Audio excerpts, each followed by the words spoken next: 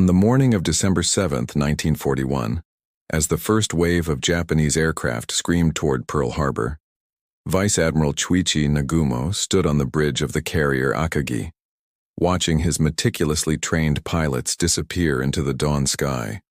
What he witnessed in the hours that followed would become both the apex of Japanese naval power and the beginning of a fatal institutional blindness that would lead his nation toward catastrophe.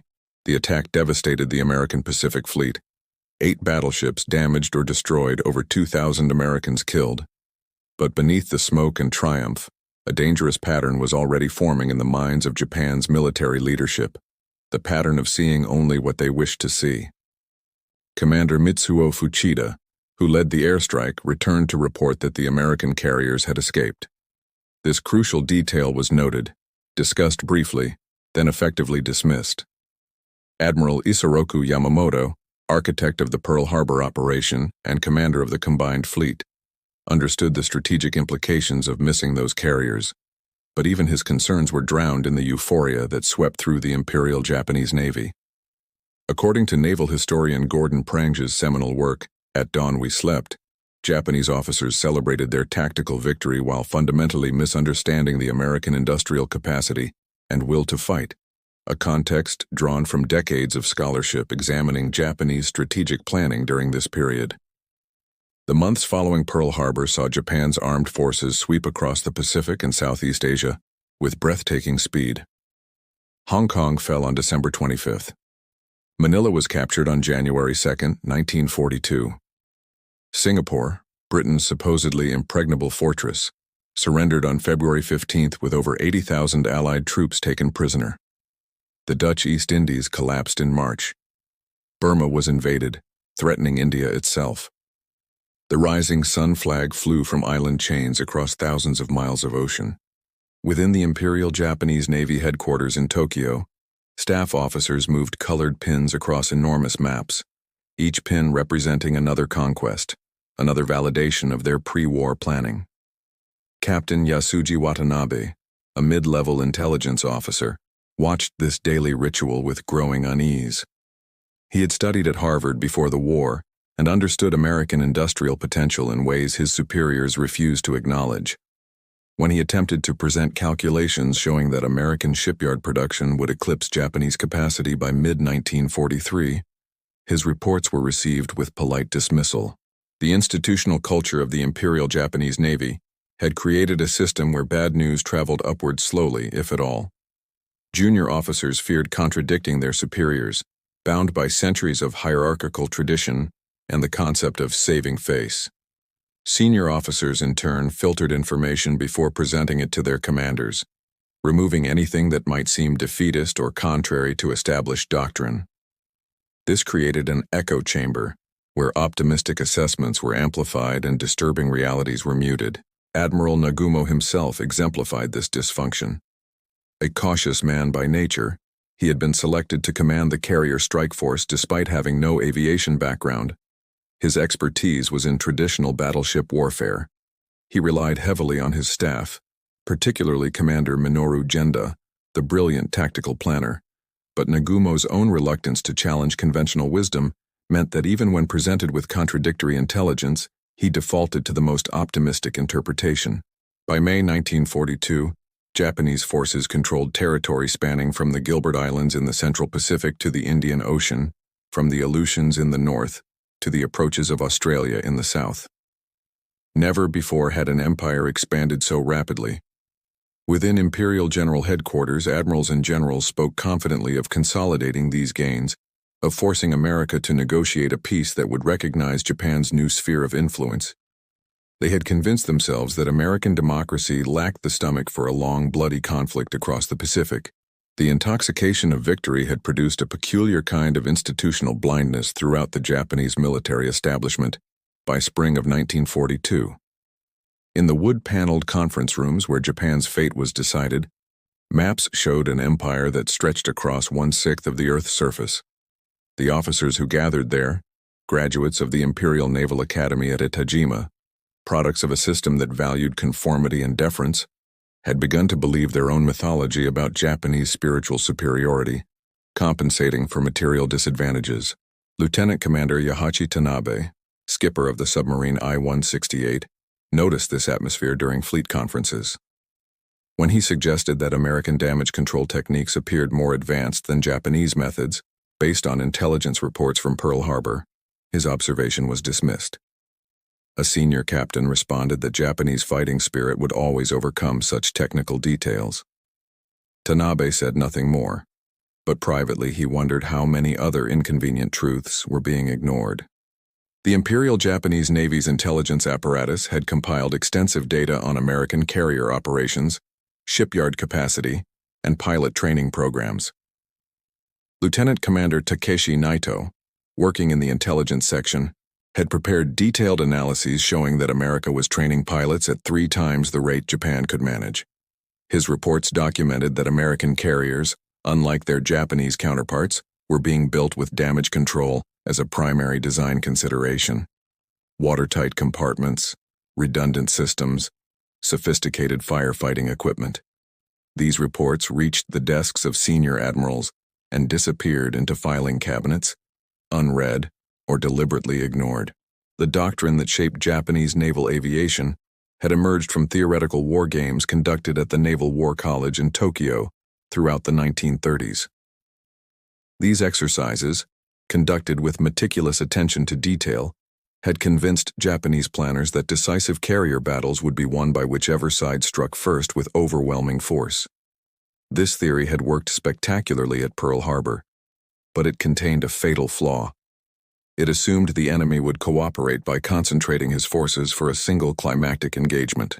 By early May 1942, Admiral Yamamoto had concluded that Japan must force another decisive battle before American industrial production could shift the balance. He proposed an operation to capture Midway Atoll, a tiny speck of coral in the Central Pacific, approximately 1,300 miles northwest of Hawaii. The base there housed American patrol aircraft that threatened Japanese supply lines. More importantly, Yamamoto calculated that an assault on Midway would compel the U.S. Pacific Fleet to commit its carriers to defend this outpost, and the combined fleet would be waiting to destroy them. The plan Yamamoto's staff developed was extraordinarily complex, perhaps the most elaborate naval operation ever conceived. It involved 8 separate task forces, over 200 ships including 11 battleships and 8 carriers, and required precise coordination across thousands of miles of ocean. The operation would begin with a diversionary attack on the Aleutian Islands in the north, drawing American attention away from the Central Pacific. Then the main carrier striking force under Admiral Nagumo would hit Midway, while invasion forces prepared to land troops and seize the atoll. Finally, Yamamoto himself would bring the battle fleet forward to annihilate whatever American carriers responded to the attack. When this plan was presented to staff officers in Tokyo, several voiced concerns about its complexity. Commander Kameto Kuroshima, Yamamoto's brilliant but eccentric senior staff officer, had designed an operation that assumed everything would proceed according to schedule, that radio communications would function perfectly across vast distances, and that the Americans would react exactly as predicted. Captain Kameyama, a logistics officer, pointed out that the fuel requirements for such a dispersed operation were immense and left little margin for error. His objections were noted and overruled. The most serious doubts came from the intelligence section. Lieutenant Commander Naito had received troubling reports suggesting that American code breakers might have penetrated Japanese naval communications. Radio traffic patterns indicated the Americans seemed unusually alert to Japanese ship movements. Several merchant vessels had reported being shadowed by American submarines in areas where such encounters should have been unlikely. When Naito brought these concerns to his superiors, he was told that American cryptography capabilities were too primitive to have broken Japanese codes. The evidence suggesting otherwise was dismissed as coincidence. On May 5, 1942, the combined fleet held a war game at the Naval War College to test the Midway plan. The exercise was conducted with the same colored blocks and careful calculations that had predicted Japanese victories for years. During the simulation, the officer playing the American commander made an unexpected aggressive move, launching a carrier strike that caught the Japanese forces while they were rearming aircraft.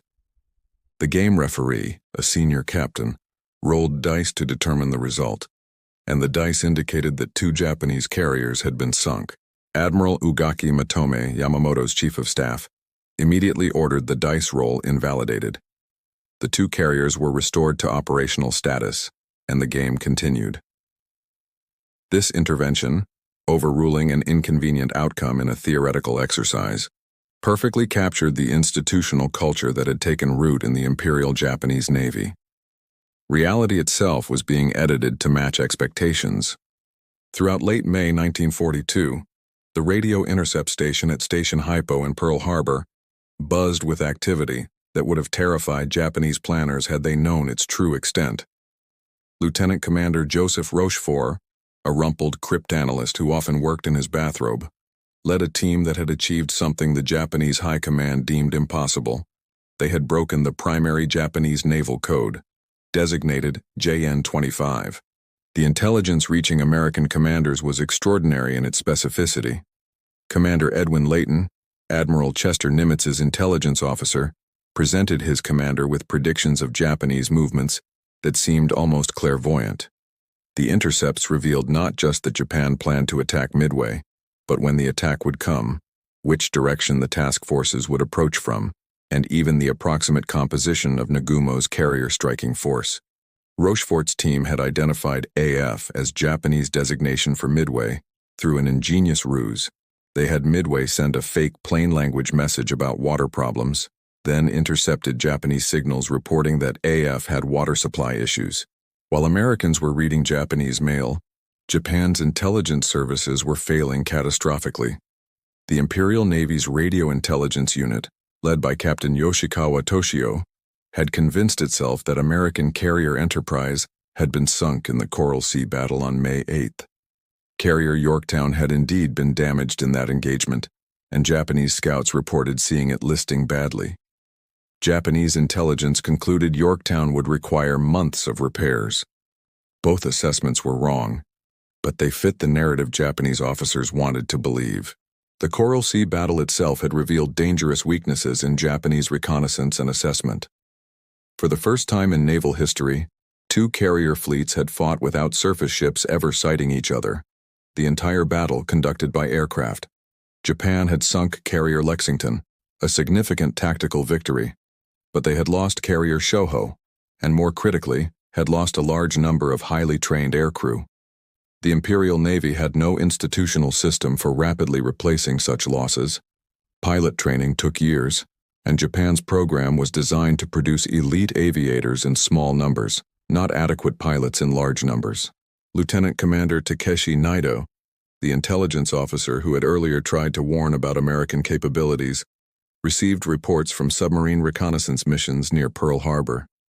The submarines reported sighting what appeared to be carrier activity, flight operations, distinctive radar signatures, supply vessels of the type that serviced carriers. Naito compiled these sightings and presented an analysis suggesting that at least 2, possibly 3 American carriers were currently at Pearl Harbor or operating nearby. His report went to Admiral Nagumo's chief of staff, who reviewed it and decided not to burden the admiral with information that contradicted the established belief that American carrier strength was minimal. This pattern of selective intelligence acceptance had become endemic. During planning sessions for the Midway operation, staff officers repeatedly cited estimates that suggested only 1 or 2 American carriers would respond to the attack. When subordinates pointed out that intelligence was fragmentary and uncertain, they were reminded that Japanese forces had never been defeated in carrier operations and that spiritual superiority would compensate for any numerical disadvantage. The phrase Yamato Damashi, Japanese spirit, appeared in operational plans as though it were a tactical asset that could be quantified and deployed. The physical preparation for Operation MI, as the Midway attack was designated, proceeded with impressive efficiency despite the intelligence failures. At Hashirajima Anchorage in Hiroshima Bay, the great carrier striking force assembled. Akagi and Kaga, the fleet's largest carriers, swung at anchor alongside Hiryu and Soryu, slightly smaller but equally formidable. Each ship carried between 60 and 70 aircraft, Zero fighters renowned for their maneuverability, Val dive bombers, and Kate torpedo bombers that had devastated Pearl Harbor. On paper, this was the most powerful naval aviation force ever assembled. Admiral Nagumo came aboard Akagi on May 26th. He reviewed operational orders with his staff in the flag plot, a compartment crowded with charts and communication equipment. Commander Genda, still recovering from pneumonia but insisting on participating in the operation, outlined the attack plan. The carriers would approach Midway from the northwest, launching a massive strike at dawn on June 4th to suppress the island's defenses. A second wave would be held ready on the carrier flight decks, armed with torpedoes and armor-piercing bombs, prepared to strike any American ships that might appear. What Genda's plan did not adequately address was what would happen if American carriers were already in the area when the Midway strike launched. The assumption, never explicitly stated but fundamental to the entire operation, was that Japanese scouts would detect American forces long before those forces could threaten the carrier strike force. This assumption rested on another assumption, that Japanese reconnaissance would be thorough, timely, and accurate. Captain Oishi Tomotsu, air officer aboard Akagi, had private doubts about the reconnaissance plan. The assigned search patterns would cover vast areas of ocean, but they depended on launching scout planes before dawn in darkness, a difficult procedure even in good weather. If weather interfered, if aircraft mechanical problems delayed launches, if pilots made navigation errors in the vast emptiness of the Pacific, gaps could appear in the search pattern. Gaps large enough for entire enemy task forces to hide in. Oishi mentioned these concerns to Commander Genda, who acknowledged them but noted that the reconnaissance plan had been approved by Combined Fleet Headquarters. To question it further would be to question Admiral Yamamoto's staff, something junior officers did not do. On May 27, 1942, the Great Fleet began to move. Admiral Nagumo's carrier striking force departed first, steaming eastward from Hashirajima into the Pacific. Behind them came Admiral Yamamoto aboard the massive battleship Yamato, the largest warship ever built, bristling with 18-inch guns that could hurl shells over 25 miles. The combined fleet sortied in groups, maintaining radio silence, convinced that secrecy would deliver them undetected to their objective. What none of these officers knew was that hundreds of miles to the east, Admiral Nimitz had positioned his carriers in ambush. Enterprise and Hornet had sortied from Pearl Harbor on May 28th. Yorktown, which Japanese intelligence believed would be in dock for months, had been patched up in an incredible 72-hour emergency repair effort and departed on May 30th. The three American carriers and their escorts took station northeast of Midway, exactly where Rochefort's intelligence predicted the Japanese would approach from. They waited in silence. The voyage across the Pacific should have alerted Japanese commanders that something was wrong. American submarines were unusually aggressive, making repeated contact with Japanese screening forces. The submarine Tambor was spotted shadowing the Midway invasion convoy. Rather than interpreting this as evidence that Americans knew the fleet's destination, Japanese staff officers assumed it was routine patrolling. The cognitive dissonance was complete. Every piece of evidence suggesting the Americans were waiting in ambush was reinterpreted to fit the assumption of Japanese operational security. Aboard Akagi, the carrier pilots prepared for battle with rituals that dated back centuries. They wrote letters home, meditated on Buddhist sutras, accepted ceremonial sake cups from their commanders. Many were veterans of the Pearl Harbor attack, of the strikes on Darwin, Ceylon, and the rampage through the Indian Ocean. They had never lost. Their Zero fighters had achieved kill ratios of 10-to-1 or better against every opponent. The idea that in a few days many would be dead was literally inconceivable to them. Weather complicated the approach to Midway. Fog banks rolled across the carrier force, limiting visibility and complicating navigation.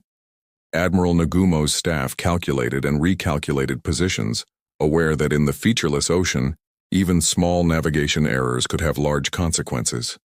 The admiral himself spent hours on Akagi's bridge, watching the gray seas and grayer skies, saying little. Those who knew him recognized his unease. But Nagumo was not a man to voice doubts once committed to an operation. On the evening of June 3rd, the carrier force reached its launch position, still undetected as far as Japanese lookouts could determine. What they could not see were the American flying boats conducting searches from Midway itself, which had already spotted the invasion convoy approaching from the southwest. At Pearl Harbor, Admiral Nimitz received this report and knew his trap was almost sprung. He sent a brief message to his task force commanders. Execute deployment as planned. The American carriers maintained radio silence and continued their approach from the northeast. That same evening, Nagumo held a final briefing for his air group commanders. Commander Fuchida, who should have led the attack, was hospitalized with appendicitis, an omen perhaps, though no one voiced such thoughts. Lieutenant Joichi Tomonaga would lead the Midway strike instead. The plan remained unchanged. Launch at dawn, suppress the island's defenses with bombs and gunfire, prepare second wave to strike any American ships. The briefing was professional, thorough, confident. No one questioned the fundamental assumption that they would achieve surprise. In the pre-dawn darkness of June 4, 1942, crews aboard the 4 Japanese carriers moved to battle stations. Aircraft were brought up from the hangar decks on elevators, spotted on the flight decks in precise order. Fighters first, then dive bombers and torpedo planes. Ordnancemen loaded bombs designed to destroy land targets on Midway. General-purpose bombs for structures, fragmentation bombs for aircraft parked in the open. Below decks, ready rooms bustled with pilots receiving final briefings, checking maps, adjusting flight gear. At 4:30 in the morning, while stars still pierced the darkness above, the reconnaissance aircraft began launching. This was the critical moment when Japanese assumptions would be tested against reality. The search plan called for 7 aircraft to fly radial searches extending 250 miles from the carrier force, creating a fan-shaped coverage area to the south and east, the direction from which American carriers might approach, but immediately problems emerged. The cruiser Tone launched its reconnaissance floatplane 30 minutes late due to catapult mechanical issues. That 30-minute delay would prove catastrophic. The scout from cruiser Chikuma, assigned to search the sector where American carriers were actually positioned, flew an abbreviated search due to poor weather and limited visibility. Other scouts flew their patterns as assigned, reporting nothing but empty ocean. The false certainty this created was perhaps worse than no reconnaissance at all. Nagumo and his staff concluded the seas were clear of enemy carriers. At 4:30, the Midway strike force began launching. 108 aircraft, 36 Zero fighters, 36 Val dive bombers, 36 Kate high-level bombers roared off the carrier decks and formed up in the dawn light. Lieutenant Tomonaga led them southeast toward Midway, 700 miles away. Behind them on the carrier decks, maintenance crews immediately began preparing the second wave, arming those aircraft with torpedoes and armor-piercing bombs designed to destroy ships. The reconnaissance plane from cruiser Tone, delayed by mechanical problems, finally became airborne at 5 o'clock that morning. The pilot, Petty Officer Amari, was an experienced naval aviator who understood the importance of his mission. He flew his assigned search pattern northeast from the fleet, scanning the horizon methodically. The ocean below him was empty, gray in the early morning light.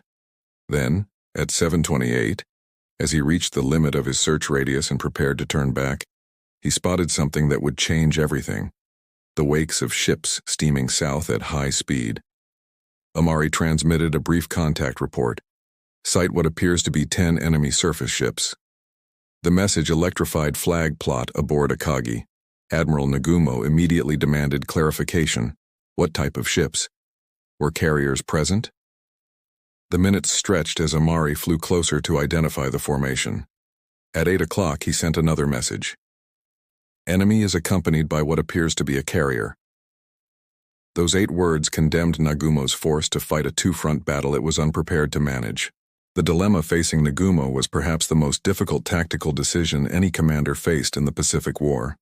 His carriers currently had aircraft on deck armed with land attack bombs, prepared for a second strike on Midway. But if American carriers were present, those bombs were useless. He needed torpedoes and armor-piercing bombs to sink ships. Switching ordnance would take over an hour, during which his ships would be vulnerable. But the Midway strike force was now fighting over the island and would return soon, needing to land immediately. Carriers cannot recover aircraft with their decks cluttered by armed planes waiting to launch. Commander Genda, still weak from pneumonia but present in flag plot, advocated launching immediately with whatever weapons were available. Even general-purpose bombs might damage American carriers enough to slow them. Other staff officers argued for waiting, rearming properly and launching a coordinated strike. The debate consumed precious minutes while Nagumo weighed his options. Finally, at 8:45, he made his decision. Prepare to carry out attacks on enemy fleet units. Leave torpedoes on those attack planes which have not yet been changed to bombs. It was the worst possible compromise. It committed to rearming while hedging that commitment, creating maximum confusion. Below decks, ordnance crews began the dangerous process of removing land bombs and replacing them with torpedoes and armor-piercing weapons. The removed ordnance was stacked on hangar decks rather than being properly stowed in magazines, a violation of safety protocols, but necessary to save time. The carriers had become floating ammunition magazines, packed with explosives and aviation fuel. What Nagumo did not know, could not know, was that the first wave of American attacks was already inbound. At 7 o'clock that morning, Marine Corps dive bombers from Midway had launched against the Japanese fleet. At 7:55, Army Air Force's B-17 heavy bombers followed. At 8:10, torpedo bombers from Midway took off. These attacks would prove largely ineffective. The Marine pilots were flying obsolete aircraft. The Army bombers were attacking from too high an altitude. The torpedo bombers were slow and vulnerable, but they forced the Japanese carriers to maneuver violently, disrupting the rearming operation below decks. The Midway strike force began returning at 8:30, aircraft damaged by American anti-aircraft fire, some with wounded crew, many low on fuel. They circled overhead, waiting for permission to land. Lieutenant Tomonaga, leading the formation, radioed that Midway's defenses remained strong and a second strike would be necessary. This report reinforced Nagumo's decision to delay launching against the American carriers. Better to recover his Midway strike aircraft first, then launch a properly coordinated attack with full deck loads. At 9:18, all aircraft from the Midway strike had recovered aboard the carriers. The flight decks were cleared. Below in the hangar decks, ordnance crews worked frantically to complete rearming operations. Another 30 minutes and the strike force would be ready to launch against the American carriers. Nagumo's staff calculated that the American task force was approximately 200 miles distant. The Japanese strike would reach them around noon, perfect timing to achieve surprise during the enemy's lunch hour when alertness would be reduced. Then at 9:20, lookouts aboard multiple ships suddenly began screaming warnings. Anti-aircraft guns swung skyward. Diving from the sun came aircraft with American insignia, torpedo bombers, flying straight and level toward the carrier formation. These were aircraft from Carrier Hornet, Squadron VT-8, 15 Douglas Devastator torpedo bombers, led by Lieutenant Commander John Waldron. They had found the Japanese fleet and were making their attack run. What followed was slaughter. The Devastator was obsolete, slow, forced to fly straight and level during its torpedo run. Japanese Zero fighters fell on the squadron like wolves on sheep. Zero pilots, the most experienced naval aviators in the world, made pass after pass. American planes tumbled from the sky, trailing smoke and flame. Not a single aircraft from VT-8 survived. Every pilot and aircrew member except Ensign George Gay, who would hide in the ocean for hours watching the battle, was killed. Their torpedoes missed or malfunctioned, but Lieutenant Commander Waldron and his men had accomplished something profound without knowing it. They had pulled every Japanese fighter down to sea level, drawn away from altitude by the necessity of destroying the torpedo attack. The Japanese combat air patrol was now at wave-top height, chasing torpedo bombers. The carriers were maneuvering violently, breaking formation to evade torpedoes, and from above, unseen, more American aircraft were approaching. At 9:55, Enterprise dive bombers led by Lieutenant Commander Wade McCluskey emerged from the clouds above Carrier Kaga. McCluskey had nearly missed the Japanese fleet. He had flown to where intelligence predicted they would be, found empty ocean, and was searching desperately when he spotted a Japanese destroyer racing northeast toward the main body. He followed that destroyer like an arrow pointing to its target. At precisely 10 o'clock and 22 minutes on the morning of June 4, 1942, Lieutenant Commander Wade McCluskey gave the order to attack. His dive bomber pushed over into a 70-degree dive from 14,000 feet. Behind him, 37 more dauntless dive bombers from Enterprise followed in a screaming descent toward the Japanese carriers spread below. At nearly the same instant, 17 dive bombers from Yorktown, led by Lieutenant Commander Maxwell Leslie, attacked from a different angle. Aboard Kaga, the officer of the watch never saw them coming. Japanese lookouts were focused on the sea level where torpedo bombers had just attacked. Fighter coverage was non-existent. The Zeros were still at low altitude, having just massacred 2 more torpedo bomber squadrons. The carriers' flight decks were packed with aircraft being prepared for launch, their tanks filled with aviation fuel, armed with ordnance. Below decks, the hangar spaces held aircraft in various states of rearmament with live bombs and torpedoes stacked carelessly beside them. The ships were death traps waiting to be sprung. The first bomb struck Kaga amidships, penetrating to the hangar deck where it detonated among parked aircraft. The explosion touched off a chain reaction. Aviation fuel ignited, ordnance cooked off, torpedoes exploded with devastating force. Within seconds, Kaga's entire midship section was a sea of flame. A second bomb hit near the forward elevator, jamming it and trapping aircraft and crew below.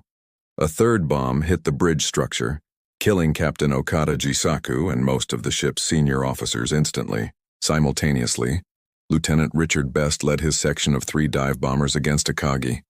Best was an exceptional pilot who had maneuvered to ensure no one else in his squadron would attack the same target. 3 bombers would hit Akagi, the rest would strike other carriers.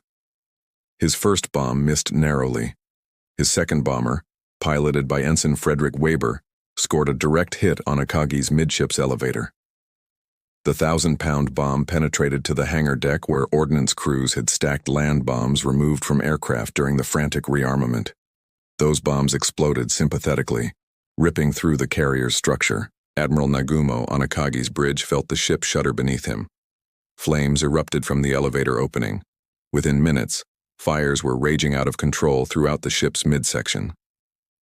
Commander Genda, standing beside the admiral, understood immediately that Akagi was doomed. He urged Nagumo to transfer his flag to another ship. The admiral, stunned by the sudden reversal, stood frozen, watching his flagship burn. 400 yards away, carrier Soryu was dying even faster. Yorktown's dive bombers, led by Lieutenant Commander Leslie, had caught Soryu while she was still recovering aircraft. 3 bombs hit in rapid succession, all in the midsection near the elevators. The explosions touched off fires that spread with terrifying speed through the hangar deck. Captain Yanagimoto Ryusaku refused to abandon ship even as flames consumed his command. He would die aboard Soryu, still on the bridge when the carrier sank that evening. In 5 minutes, 3 of the 4 carriers that had struck Pearl Harbor were burning wrecks.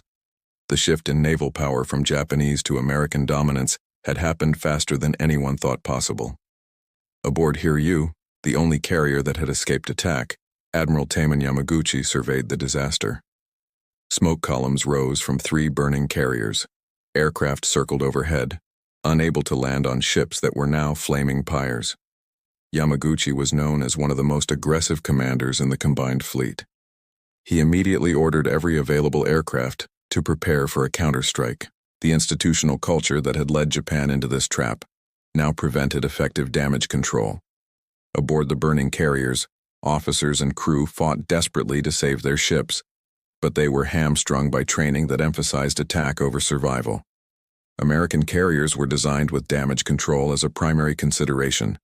Multiple redundant fire mains, sophisticated firefighting systems, compartmentalization that could contain damage. Japanese carriers had minimal firefighting capability and poor compartmentalization. Once major fires started, they were nearly impossible to control. On Akagi, Commander Genda finally persuaded Admiral Nagumo to transfer off the dying ship. The admiral climbed down to a boat that carried him to the light cruiser Nagara. From there, in a flagship with limited communication equipment, Nagumo would command the remainder of the battle. The transfer itself symbolized the larger Japanese failure: inflexibility, inability to adapt to rapid change, unwillingness to plan for adversity. Captain Aoki Taijiro, commanding Akagi after Captain Hasegawa Kichi was killed in the initial bombing, made the agonizing decision to flood the forward magazines to prevent them from exploding. This measure saved the ship temporarily, but left her without power, drifting and burning. Below decks, damage control parties struggled in darkness and smoke. Many never emerged. The casualty lists from these carriers would include not just those killed in the initial bombing, but hundreds who died in the desperate hours that followed, trapped below decks or overcome by smoke. At noon, Admiral Yamaguchi's counterstrike from Hiryu found the American carriers. 18 Valdive bombers, escorted by Zeros, attacked Yorktown. Despite fierce anti-aircraft fire and defending American fighters, several Japanese aircraft broke through. 3 bombs hit Yorktown, 1 penetrating deep into the ship before exploding, 2 others causing major fires. Unlike the Japanese carriers, Yorktown's damage control teams contained the fires within 2 hours. The carrier resumed flight operations, able to launch and recover aircraft despite serious damage. At 2:45 in the afternoon, a second strike from Hiryu, 10 Kate torpedo bombers found Yorktown again. 2 torpedoes struck the carrier's port side, causing catastrophic flooding and power loss. Yorktown began listing heavily. Captain Elliot Buckmaster, believing the ship might capsize, gave the order to abandon ship. The crew went over the side in good order, rescued by escorting destroyers. Yorktown did not sink immediately. She would survive until June 7th, when Japanese submarine I-168 finally sent her to the bottom with torpedo strikes. But Hiryu's triumph was brief. At 5 o'clock that afternoon, American dive bombers from Enterprise found the last operational Japanese carrier. 24 dauntless dive bombers attacked through heavy anti-aircraft fire. 4 bombs hit Hiryu, turning her flight deck into a blazing inferno. Admiral Yamaguchi, knowing his ship was doomed, sent a final message to Admiral Yamamoto. Hiryu hit by bombs, fires now uncontrollable. He would go down with his ship that night, choosing ritual suicide over the shame of survival. Admiral Yamamoto received the first reports of disaster aboard his flagship Yamato at noon on June 4th, still hundreds of miles from the battlefield. The initial messages were confused, fragmentary. Carrier Akagi on fire, Kaga burning, Soryu hit by bombs. Yamamoto's staff officers struggled to understand what had happened. How could 4 fleet carriers, the cream of the combined fleet, be mortally wounded in minutes? The admiral's face remained impassive, but those who knew him recognized the devastation in his eyes. Throughout the afternoon, as more complete reports arrived, the full scope of the catastrophe became clear. Commander Yasumi Toyama, Yamamoto's communications officer, transcribed each message with mounting horror. 3 carriers certainly doomed, perhaps all 4. Hundreds of aircraft destroyed. Over 2,000 men dead or dying. The backbone of Japanese naval aviation, irreplaceable pilots, maintenance crews, flight deck handlers, going down with their ships. Yamamoto had gambled everything on destroying the American carriers at Midway, and instead his own carrier force had been annihilated. Staff officers aboard Yamato debated their options with increasing desperation. Captain Kuroshima, who had designed the operation's elaborate plan, now proposed using Yamamoto's battleships to force a night surface engagement. The combined fleet still possessed overwhelming firepower in conventional warships, 7 battleships including Yamato, numerous cruisers and destroyers. If they could close with the American carriers after dark, they might salvage victory. But Commander Watanabe Yasuji, the operations officer, pointed out the obvious flaw. Without air cover from their own carriers, the battleships would face relentless air attack come morning. The Americans would simply wait until dawn and bomb them at leisure. The evening of June 4th found the Japanese fleet scattered across hundreds of miles of ocean, attempting to consolidate forces that had been dispersed according to the original complex plan. Admiral Nagumo, now aboard cruiser Nagara, was attempting to gather surviving escort ships. The invasion convoy carrying troops for Midway's occupation was retreating westward, having never approached the island. 2 heavy cruisers, Mogami and Mikuma, collided while maneuvering in darkness, leaving them damaged and vulnerable. Everywhere, the careful choreography of Yamamoto's plan had dissolved into chaos. Throughout the night, desperate radio messages flew between Japanese commands. At 2:15 in the morning on June 5th, Yamamoto finally made the decision that acknowledged complete defeat. He signaled all forces, "The Midway operation is cancelled." The invasion would not proceed. The great gamble had failed. At 2:55, he ordered a general withdrawal. The combined fleet began limping back toward Japan, leaving behind 4 carriers, a heavy cruiser, over 300 aircraft, and thousands of dead sailors. The voyage back to Japan became a floating wake. Aboard the battleships and cruisers that had never engaged, officers struggled to comprehend what had happened. The doctrine they had studied at the Naval War College, the strategies they had war-gamed endlessly, the assumptions of Japanese superiority, all had proven catastrophically wrong. Young officers privately questioned their superiors. Why had reconnaissance been so inadequate? Why had intelligence reports of American carriers been dismissed? Why had the fleet been so unprepared for attack during its most vulnerable moment? These questions would never be asked publicly. The institutional culture that had created the disaster now moved to suppress awareness of it. When the surviving ships reached Japan, they docked under strict security. Wounded sailors were segregated in isolated hospital wards, forbidden from communicating with anyone outside. Survivors were transferred to remote postings or sent immediately back to sea on new assignments that prevented them from sharing their experiences. The Navy Ministry issued orders that the word Midway was not to be mentioned in any context. The battle had become a secret that thousands of men were ordered to keep. Captain Fuchida, the Pearl Harbor strike leader who had missed Midway due to appendicitis, interviewed survivors when they returned. What he heard horrified him, not just the tactical details of the defeat, but the systemic failures that had made it possible. He compiled a detailed after-action report documenting reconnaissance failures, inadequate damage control, poor coordination between carriers, and the fatal decision to rearm aircraft while American strikes were inbound. His report was read by senior staff officers and quietly filed away. No significant reforms were implemented based on his findings. The official accounting of the disaster was carefully managed.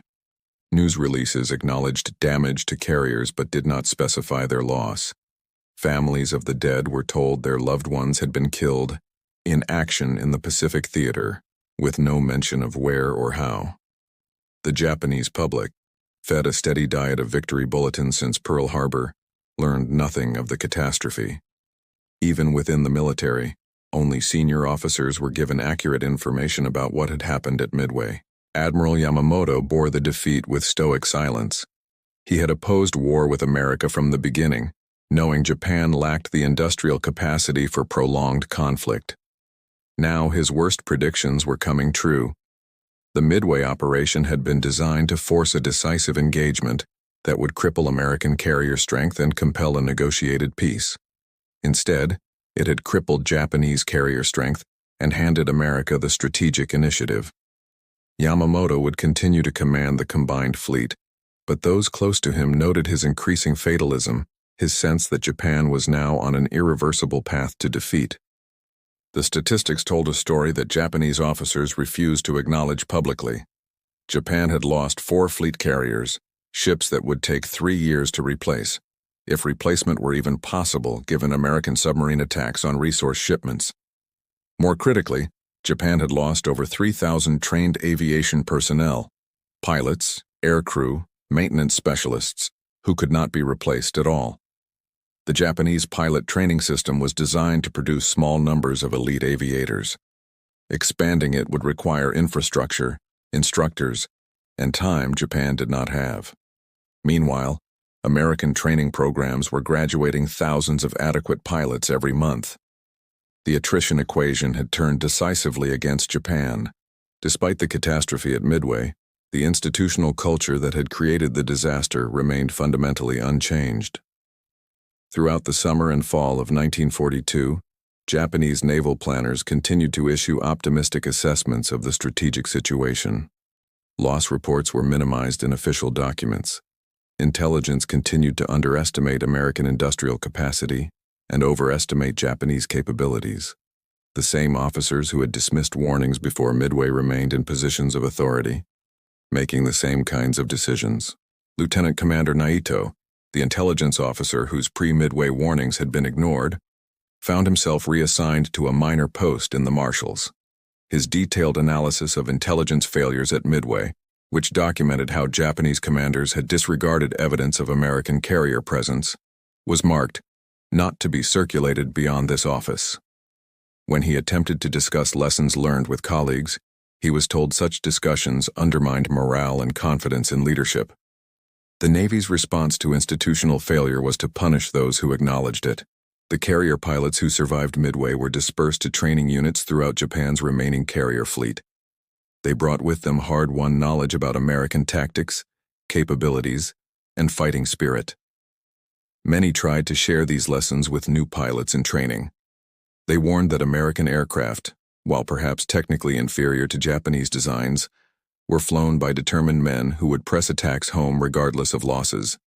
They described how American damage control had saved Yorktown after attacks that would have doomed a Japanese carrier. These warnings were often dismissed by instructors who had never faced combat, who insisted that Japanese spirit would prevail over American materialism. By August 1942, American forces landed on Guadalcanal in the Solomon Islands, beginning a grinding campaign of attrition that would last 6 months. The Imperial Japanese Navy committed its remaining carriers to support operations around Guadalcanal, engaging in a series of battles that further depleted its irreplaceable pilot cadre. At the Battle of the Eastern Solomons on August 24th, carrier Ryujo was sunk. At the Battle of Santa Cruz on October 26th, carrier Hornet was sunk, but Japan lost over 100 aircraft and experienced pilots. These were losses Japan could not afford, trading experienced aircrew for tactical victories that meant nothing strategically. Admiral Ugaki, Yamamoto's chief of staff who had invalidated the unfavorable dice roll during the Midway war game, maintained a private diary throughout this period. His entries reveal a man struggling to reconcile observable reality with institutional doctrine. On November 11, 1942, he wrote, "Our losses in aircraft and pilots continue to mount. The Americans seem to produce both in unlimited quantities, yet official reports maintain we are inflicting unsustainable losses on the enemy. Which assessment is true?" He never resolved this question, instead falling back on faith in Japanese spirit and ultimate victory. The bureaucratic machinery designed to report good news continued functioning, even as the strategic situation deteriorated. Combat reports from Guadalcanal routinely inflated American losses while minimizing Japanese casualties. Pilots, under pressure from intelligence officers, claimed more kills than they had actually achieved. Commanders, knowing their superiors wanted to hear of victories, edited reports to emphasize successes while downplaying setbacks. This created a feedback loop where senior leadership received increasingly distorted information, making it impossible to assess the true state of affairs.